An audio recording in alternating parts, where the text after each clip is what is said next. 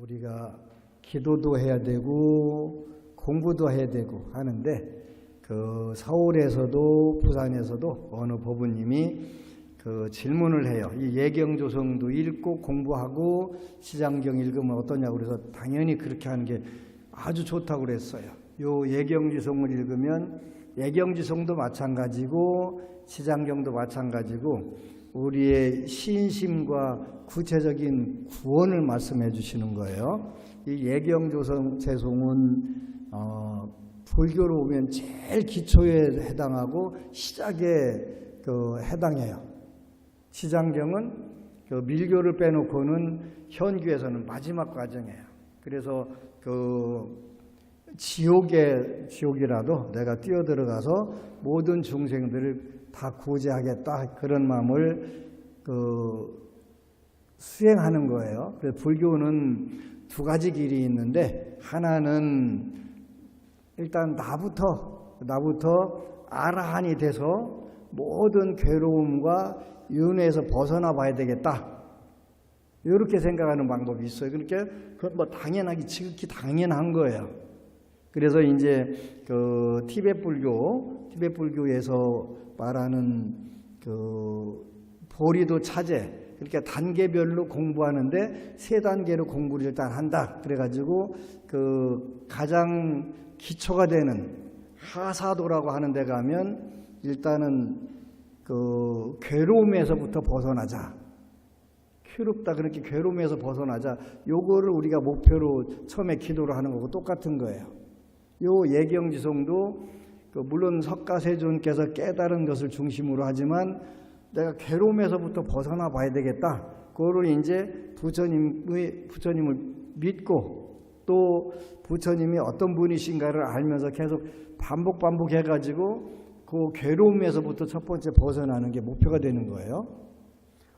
이제 그 괴로움이 어느 정도 해결이 됐다. 그러면 조금 더 목표를 세우는 거예요. 그 목표는 뭐냐면 우리가 윤회에서부터 벗어나 보자. 윤회에서부터 벗어나 보자. 오늘 우리가 요 읽은 거는 첫 번째, 두 번째가 굉장히 강해요. 괴로움에서 벗어나 보자. 두 번째는 이왕이면 윤회에서도 벗어나 보자. 여기까지 이제 윤회에서 벗어나 보자 하는 것은 두 번째 단계를 중사도 이렇게 표현해요.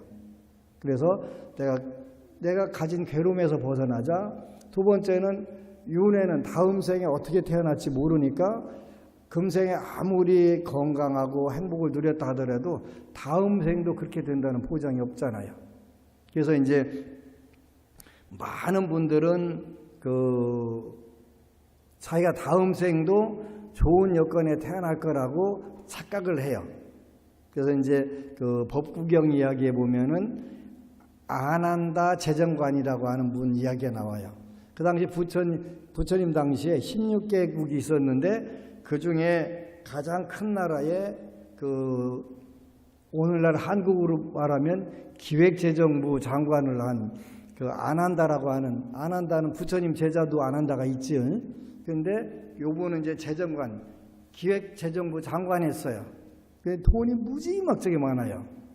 돈도 많고 재정관으로 재무부 장관 권력도 막강하고. 그런데 늘 뭐라고 교육시키냐면 절대로 가난한 사람들에 베풀면 안 돼. 조금이라도 주면 안 돼. 그러고 매일 밥상머리 교육을 했어요. 그래서 전생에 지은 복덕으로 큰 부자도 되고 권력도 재무부 장관도 됐는데 금생에는 복을 하나도 안 줬어요. 앉아가지고 이제 갑자기 죽었네요. 어디 가서 태어났을까요? 이제 거지들의 모임을 중국에서는 혹시 뭐라고 하는 줄 아세요? 개방이라고 하는 거예요. 개방 방주는 거지들의 대장이란 말이에요. 개방이라고 하는데 인도는 뭐 개방이라는 조직은 없는데 거지들이 1000명이 모인 단체가 있대요. 그런데 거기 가서 태어난 거예요. 태어났는데 하여튼 임신하고서부터 임신한 임신부가 동량이 안 되는 거예요. 동량이. 그래서 10개월 동안 빼싹 말라갖고 다 죽게 생겨갖고 하듯이도 않는데 복을 지면 복이 어디로 온다고 그랬어요? 외모로 온다고 그랬잖아요. 복을 앉아갖고 아주 괴상망측한 게 태어난 거예요. 태어났는데 그 태어난 날부터 그 거지들 1000명이 전부 다 동냥이 안 되는 거예요. 그런데 이제 거기 그 중국으로 개방 방주 대빵이 야, 이게 아무래도 재수없는 인간이 옴붙은 것 같다. 그래서 이제 그 500명씩 나눠가지고 그 동냥을 시켰어요. 근데 한쪽은 동냥을 잘 얻어왔는데 500명 쪽은 못 얻은 거예요. 그러니까 이제 또 그 500명을 250명으로 나눠가지고 또 동냥을 시켜보니까 한쪽은 250명은 잘 얻어왔는데 250명한테 다 쪼개고 보니까 그 재정관 안 한다 하고 그 엄마하고 둘이 낀 쪽은 동냥이 안 되는 거예요. 그래서 이제 니들 둘이 빠져 그래갖고 이제 다른 사람이라도 살아야지. 그런데 엄마하고 그 애기하고 가면 동냥을 못 얻어. 그러니까 엄마가 이제 어느 정도 세월이 흘러갔지 다 죽으면서 근근히 사는데 야, 하나라도 살게 우리 이렇게 서로 따로 가서 동냥을 얻자. 그래 하나라도 살잖아요. 그런데 엄마는 동냥을 얻어. 그런데 그 이제 그 얘는 못 얻으니까 이제 엄마가 얻은 거를 먹여서 하랬겠죠. 근데 이제 그 걸어댕기고 조금 괜찮을 만한 좀 됐는데 그 이 재정과 안 한다 전생이 이제 후생이지. 어디를 갔어요. 갔는데 자기도 모르게 자기가 죽기 전에 살던 집에 그 집이 구중으로 이렇게 돼 있는데 제일 안채까지 들어간 거예요. 거기 갔는데 그 죽기 전에 손자가 거기 있다가 그 괴물을 보고 놀래 자빠져갖고 기절한 거예요.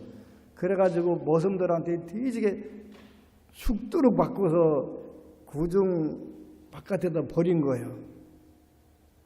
버려서 다 죽어가는데 그때 석가세존께서 짠 하고 나타나신 거예요. 근데 마침 그때 이제 빛이 환하게 비치니까 그 재정관 안 한다의 아들이 밖에 나온 거예요. 보니까 그 석가세존께서 와 계시고 그 아주 괴물같이 생긴 애가 거지가 하나 거기 있고 그 맞았고 반절 죽게 생긴 애가 있고 하니까 이제 석가세존께서 그 아들한테 죽기 전에 아들이지 아들한테 모르겠냐 당연히 모르지 이게 얼마 전까지 네 아버지였어 아버지가 죽어갖고 환생한 거야 그랬더니 안 한다 아들이 생각할 때는 택도 없는 소리 하지도 말라고 하는데 그 증거를 대주셔야 되잖아요. 모르니까 증거를 대세요. 그러니까 야 네가 가서 전생에 네가 감춰놨던 황금 찾아봐. 아무도 몰라. 자기가 죽기 전에 그 어디다 창고에 그 땅 속에다 황금 항아리를 묻어놨는데 가서 딱 찾아가지고 캐갖고 여기 있다고 하는 거예요. 자기가 한 거를 알아. 그렇게 자기 그 안 한다 재정관이라는 걸 그 확인이 된 거죠. 그러면서 그때 부처님께서 그 내 재산이다, 내 아들이다, 내 거다 해봐야 말짱한 일이라고 가지고 이렇게 복을 짓고 선업을 짓는 거 외에는 아무것도 못 가져간다. 그러니까 많은 분들이 착각을 해. 내가 금생에 잘 살았으니까, 내가 권력이 있으니까 다음 생에도 잘 살 거다? 아니 되는 거예요. 부처님께서 아니라는 거예요. 그래서 이제 그 우리나라 사람들은 인과를 아주 희한하게 믿어요. 인과를 아주 희한하게 믿는데 그 중국에 어느 아버지가 그 아들만 둘 뒀어. 근데 이제 요 터울이 좀 많이 져서 그 큰 아들은 모든 게 다 그 큰 재산을 운영할 수 있는데 작은 아들은 아직 어려서 그게 안 되는 거예요. 그러니까 어떻게 해요? 당연히 큰 아들이 싹 뺏고 그 동생 내쫓아버리지. 쫓은 거예요. 근데 이제 그렇게 이제 큰 아들네는 둘째도 와가지고 잘 살아. 그 아들들도 또 하나 더 낳았는데 손자도 잘 살아. 그러니까 요 가난한 집에 자손이 생각해 보니까 쟤네 할아버지가 육촌이잖아요. 육촌 그 할아버지가 그 우리 할아버지 재산을 뺏어갖고 잘 살으니까 내 저놈을 죽여야 되겠다. 그래갖고 데려다가 이제 산에 들어가서 죽이려고 하는데 어디 산속 들어가서 이제 죽이려고 하는데 마침 거기 그 눈썹이 멋지게 생긴 도인 스님이 계신 거예요. 그 오라고 하더니 차 한잔 주더니 너 지금 이렇게 하려고 왔지? 왜? 다 아는 거야. 근데 참 인과라는 게 기가 막히다, 무섭다 그 말씀 하시는 거예요. 왜요 하니까 그때 재산을 뺏었던 큰 형은 가난한 집에 손자로 태어났고 재산을 다 뺏긴 둘째는 그 형네 손자로 태어난 거예요. 자기 재산 찾아간 거예요.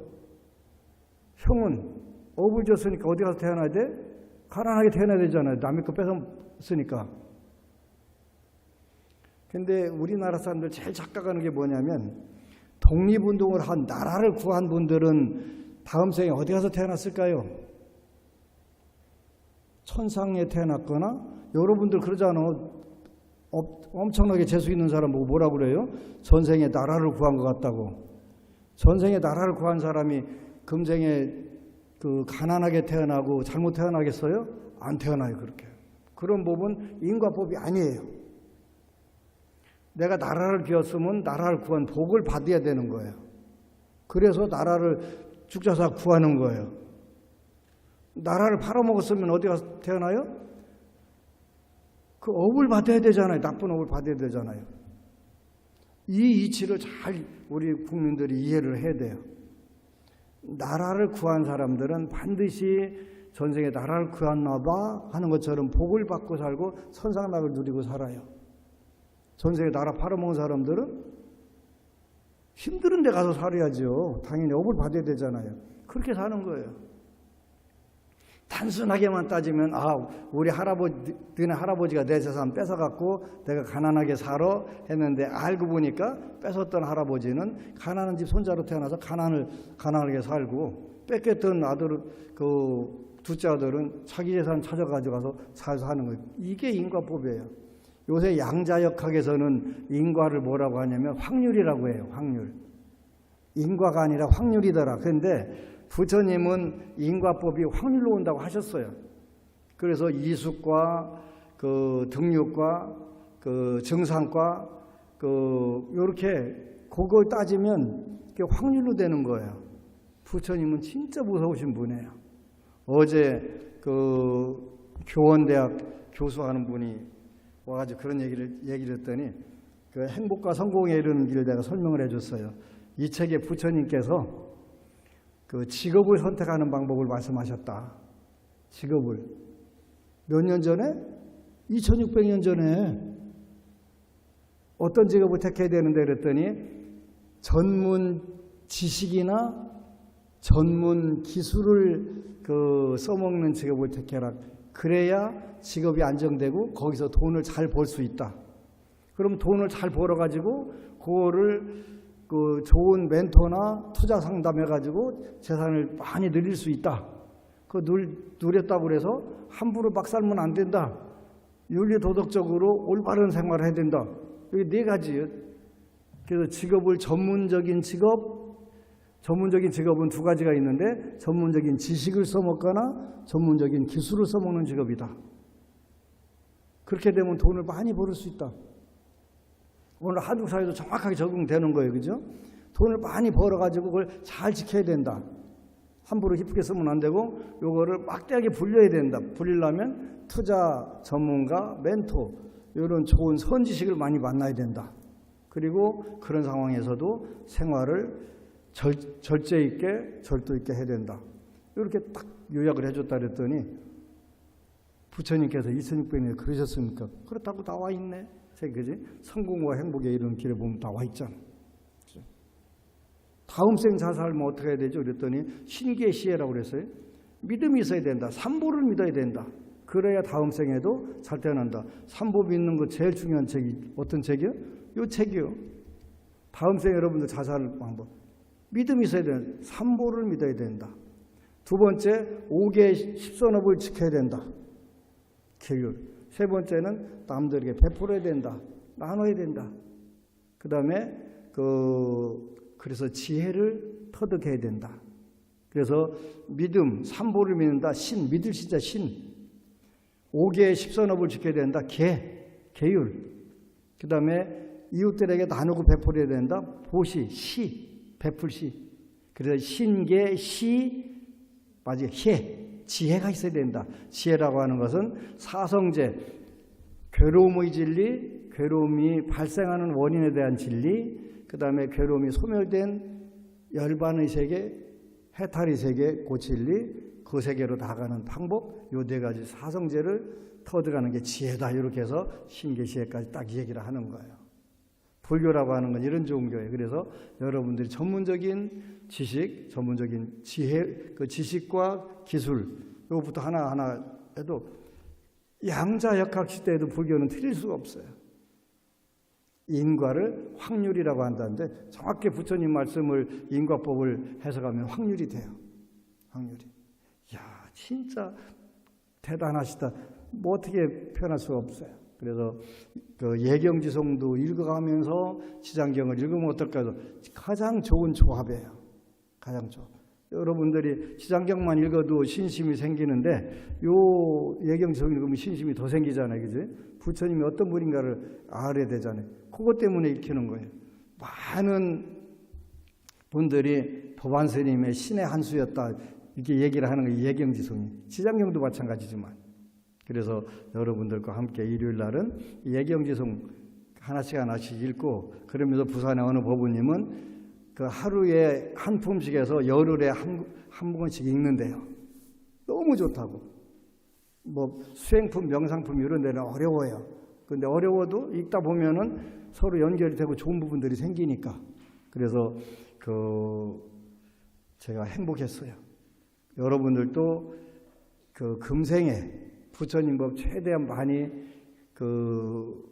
공부하고 공부는 뭐 내가 시켜줄 거니까 걱정 안 해도 되고 그러면서 같이 따라서 하면 금생 정말 잘 살아서 다음 생이 정확하게 완전히 보장받는 그런 상황이 되게 돼 있어요. 그래서 하여간 새해에도 더욱더 열심히 신의 행정하시기를 축원합니다. 아미타불.